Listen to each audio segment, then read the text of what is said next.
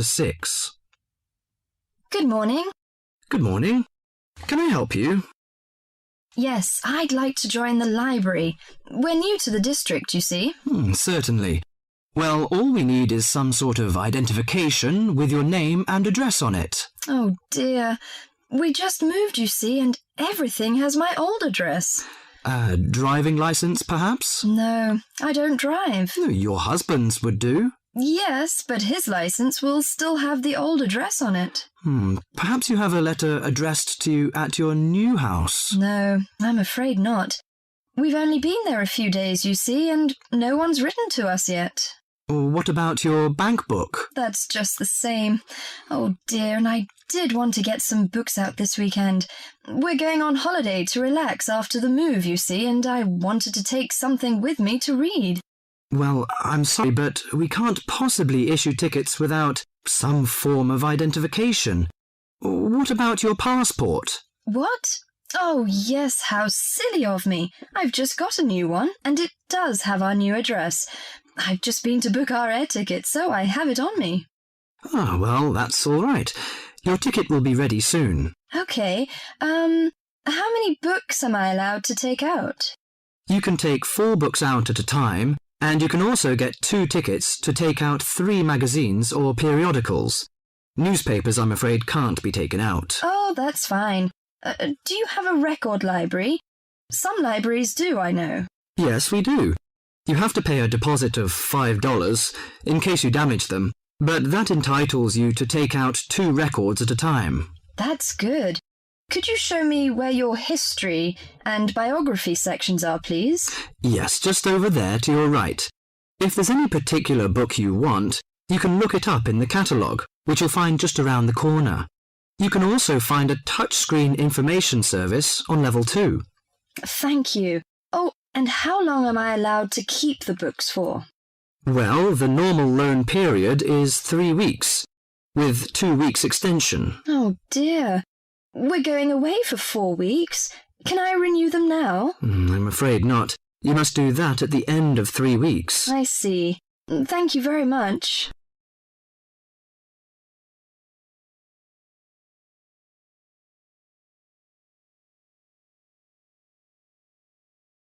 Before the talk continues, you have some time to look at questions 7 to 10.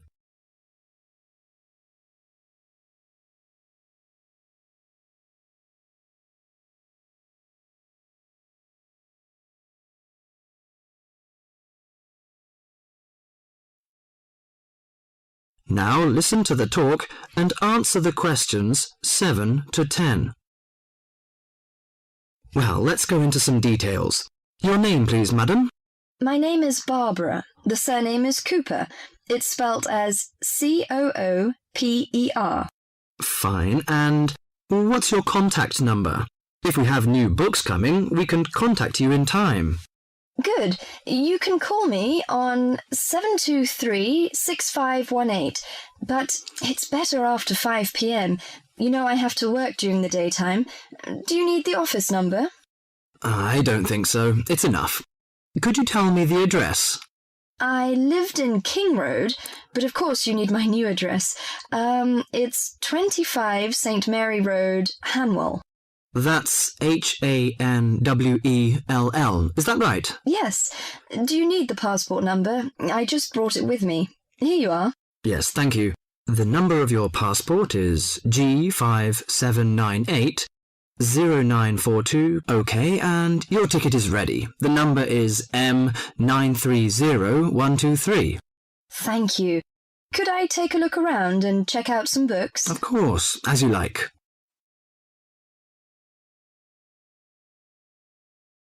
That is the end of part 1. You now have half a minute to check your answers.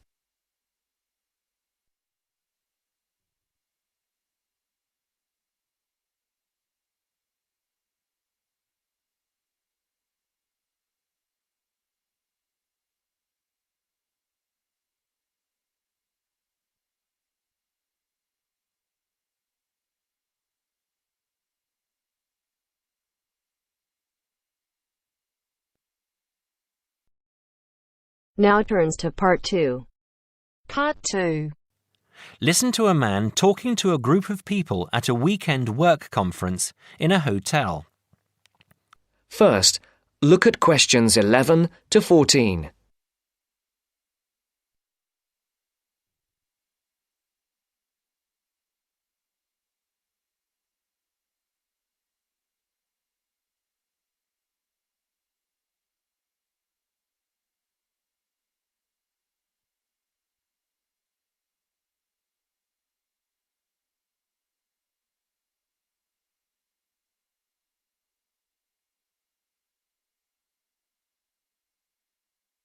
Listen carefully.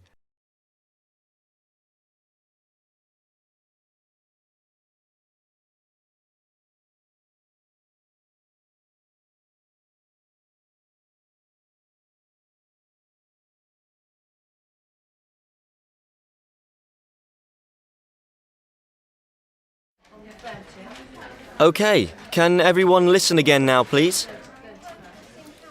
Now you know how much of the weekend will be work and what some of the meetings and sessions are about, I'd like to tell you something about how you can spend some of the free time you have over the weekend, both inside the hotel and outside in the town centre. As I've said, you'll be free from around 5 today and on Saturday and from lunchtime on Sunday, and there's plenty to do. This is the first time we've had the conference at the Royal Spa Hotel, and I'm sure you'll agree it's a very nice place.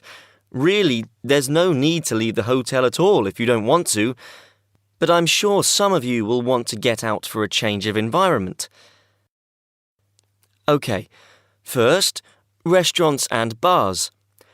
I'm sure you all saw that there was a bar near the entrance as you came into the hotel, but there are actually 2 more bars. One is also on the ground floor, behind the main restaurant, and the other is on the top floor. That one has a very nice terrace where you can sit outside and enjoy the view. That bar is for hotel guests only and is usually a bit quieter. As I say, the main restaurant is on the ground floor. We will have breakfast and lunch there, so you'll get to know it well. There is also a smaller restaurant for coffee, sandwiches and snacks on the 3rd floor, and that is also only for hotel guests. There is a gym and health club in the basement. The gym has a good range of equipment and is open from 7 a.m. I know some of you were talking about a swimming pool, but unfortunately there is no swimming pool. I will tell you where there is a pool close to the hotel in a moment.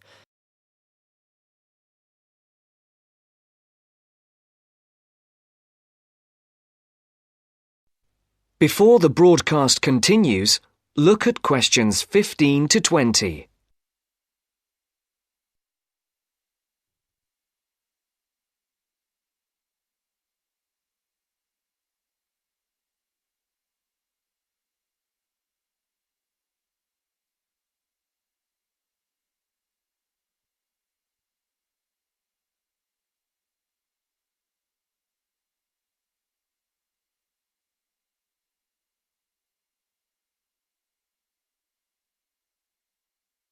You will now listen to the second part of the talk.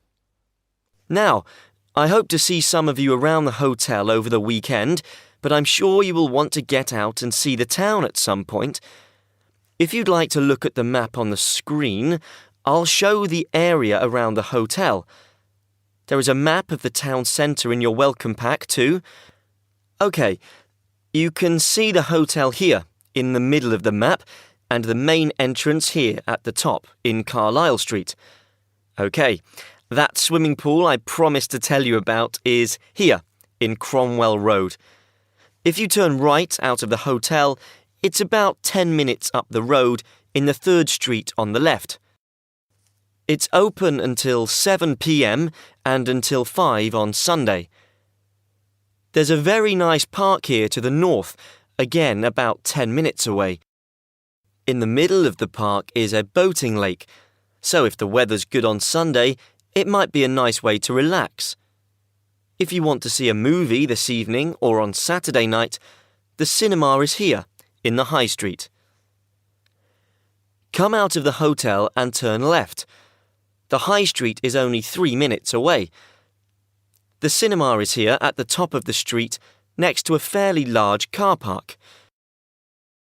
Now, restaurants. There is a good Chinese restaurant in the middle of the high street, here on the right. It's directly opposite the town hall. It's called the White Orchid. Another very nice restaurant is Leonardo's. It does Spanish and Mexican food. It's here, at the bottom of the high street. So, turn left at the end of Carlisle Street, walk down for 5 minutes, and you'll see it on the other side of the road. I went to Leonardo's last time I was here, so I can recommend it. Now, if anyone wants to see some live music, there is always a jazz band playing at the Pink Coconut. Yeah, that's right, the Pink Coconut. That's here, in a little street behind the hotel. The street name is not on the map, but it's easy to find. Turn right out of the main entrance, and then take the first right to go back round to the back of the hotel. So, I think that's everything. Please ask me if you have anything else. That is the end of part 2. You now have half a minute to check your answers.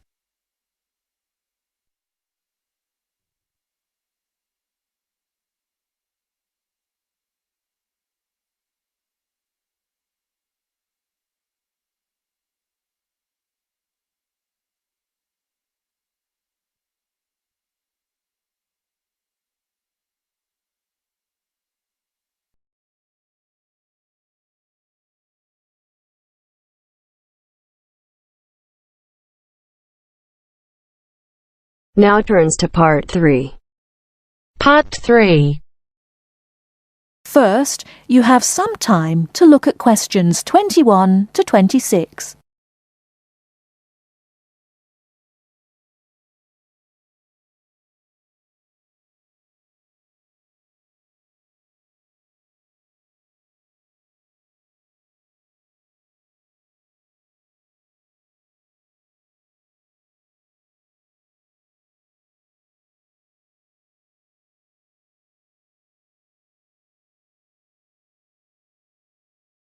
Now listen carefully and answer questions 21 to 26.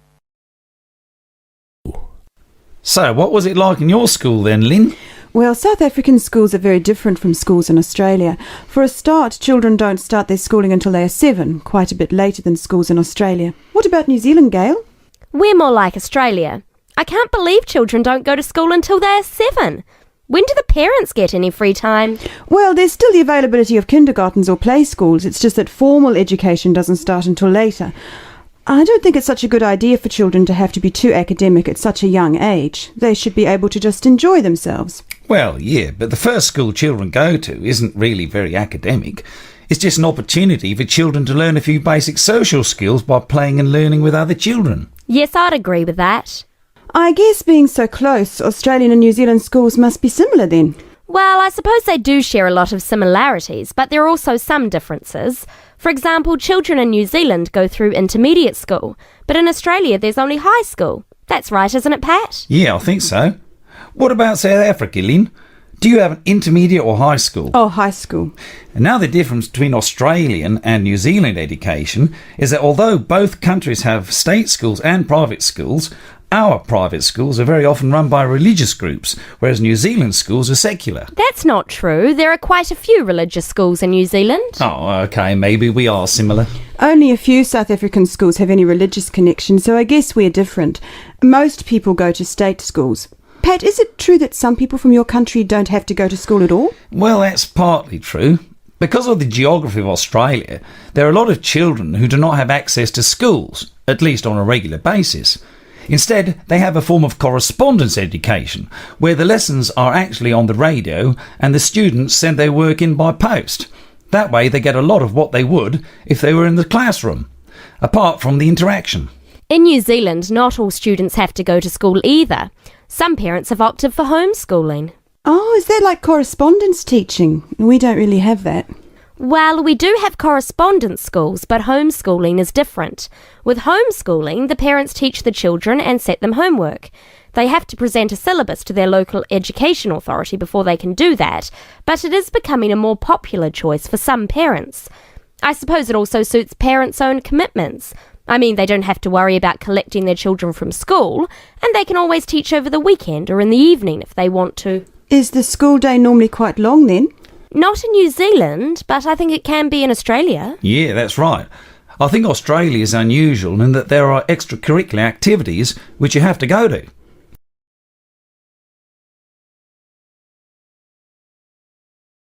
Before you hear the rest of the talk, you have some time to look at questions 27 to 30.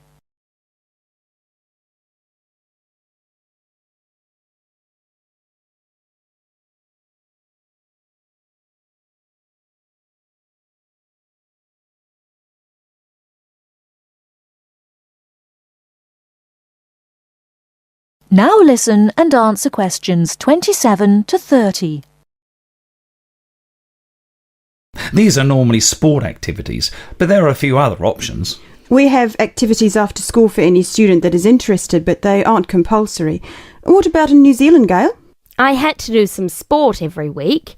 I didn't really like it, but it was part of the school day, so I guess that's not so bad. Anyway, I spent 2 years at boarding school, so things were a little different. Boarding school? What was that like? Well, the thing I remember most about it was the strict dress code. There were restrictions on everything. You had to wear a school uniform almost all of the time, and it had to be cleaned and ironed. The length of your skirt had to be no less than 1 inch above your knees when kneeling down. Sometimes we used to go out on school trips or just at weekends with a few friends, but whenever we were outside the school we had to wear a hat. There was one teacher who always used to give me extra homework because my socks weren't pulled up, and that was in the school late in the evening. I suppose it wasn't that bad, but at the time it felt like a prison. I kept getting into trouble for something. Most of the time I forgot something, normally my school badge. We had to wear that all the time, in the school and out, because it had our house colours on it. Wow, that doesn't sound like much fun. No, but it was a good education, I suppose.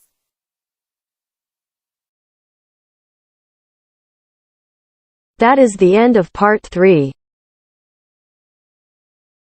You now have half a minute to check your answers.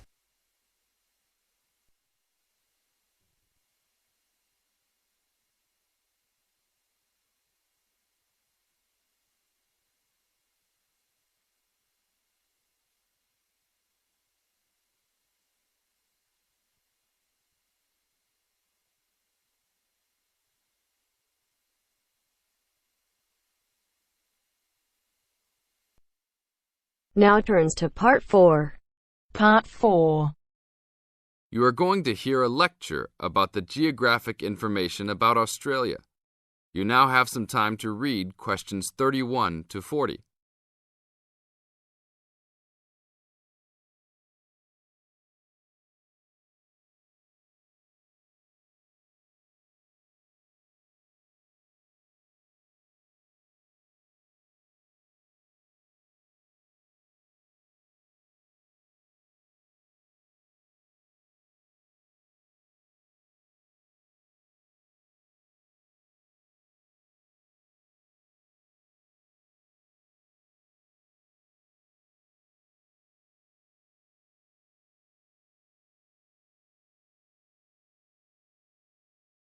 Now listen to the lecture and answer questions 31 to 40 by choosing the best answers from the choices.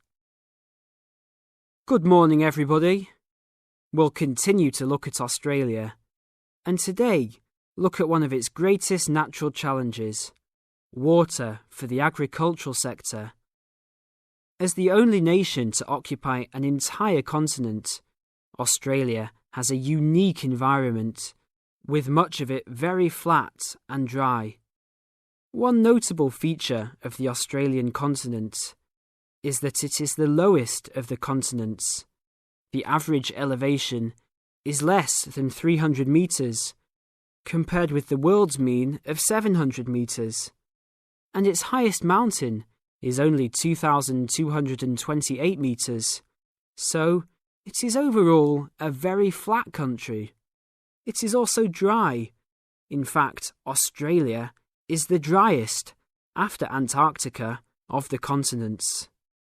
Yet Australia has extremes of climate and topography. There are rainforests and vast plains in the north, snowfields in the southeast, deserts in the centre, and fertile croplands in the east, south, and southwest.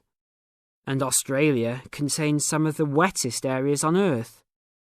In western Tasmania and on the northern Queensland coast. But half of the continent has an annual rainfall of less than 300 millimetres each year, and only 20% has more than 600 millimetres each year. A major problem is that the limited water resources do not match up with where water is consumed. The major water resources are in northern Australia and Tasmania, whereas most of the agriculture and people are in southeastern mainland Australia. The agricultural sector is the largest consumer of both self-extracted and main-supplied water, using over 70% of total net water consumption. Electricity and gas supply, and water, sewerage and drainage services use notable amounts of self-extracted water. However, net consumption in the household sector is the lowest, just 8% of total net water used. Australia's water use increased by 25% over the decade between the mid-1980s and mid-1990s. Much of this increase was due to irrigated agriculture, which, as noted earlier, accounts for over 70% of national water demand. Since the mid-1990s, the growth and profitability of irrigated agriculture has outstripped the dryland agriculture sector. Irrigated commodities contributed almost a third of total farm exports in the mid-1990s. The results of a special government report in 2000 showed that if today's water use arrangements continue, the water needs of the rural industries will outstrip water availability by about 2020. Irrigated agriculture, Australia's major water-using sector, would be seriously affected by the shortfall. And although groundwater underlies large areas of Australia, it accounts for only 4% of water use. So, clearly, apart from water for households, which mainly comes from dams or rivers, it is the rural sector where efforts towards water conservation are particularly directed.